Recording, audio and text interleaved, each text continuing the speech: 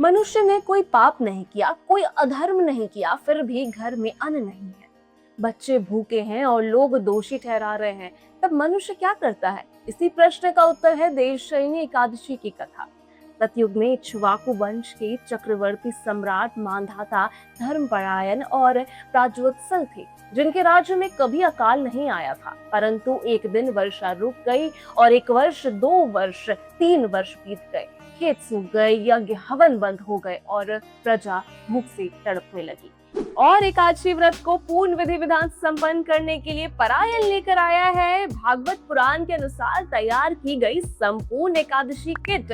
इसमें पूजा व्रत के लिए सभी आवश्यक सामग्री उपलब्ध है, ताकि आपकी एकादशी की पूजा सरल, संपूर्ण और शास्त्र सम्मत बने। एक दिन वह टूटी हुई प्रजा राजद्वार पर आई और बोली, हे राजन, शास्त्र कहते हैं कि राजा के पाप से प्रजा दुख भोगती है, कोई उपाय करे। ये वचन हृदय में शूल की भांति चुभे, क्योंकि राजा जानते थे कि उन्होंने कोई पाप नहीं किया, फिर भी उत्तर नहीं था। इसलिए वे वन की ओर चल पड़े और भटकते भटकते ब्रह्मा जी के मानस पुत्र महर्षि अंगिरा के आश्रम पहुंचे।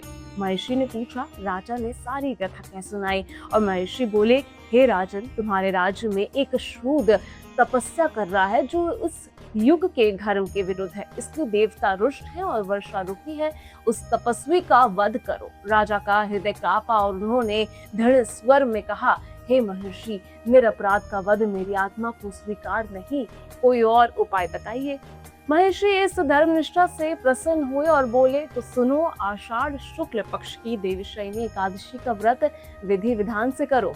इस दिन भगवान विष्णु शेषनाग की शैया पर योग निद्रा में विराजते हैं और इस व्रत के प्रभाव से वर्षा होगी और तुम्हारे समस्त संताप नष्ट होंगे।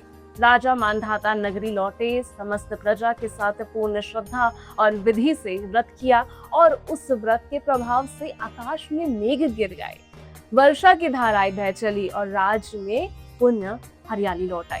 ये कथा भगवान श्री कृष्ण ने अर्जुन को और ब्रह्मा जी ने देवर्षि नारद को सुनाई थी। जो भी इस कथा को श्रद्धा पूर्वक सुनता है, पढ़ता है या फिर स्मरण करता है, उसके ज्ञात अज्ञात सभी पाप नष्ट होते हैं और भगवान विष्णु की कृपा उस पर सदा बनी रहती है। ओम नमो भगवते वासुदेवाय।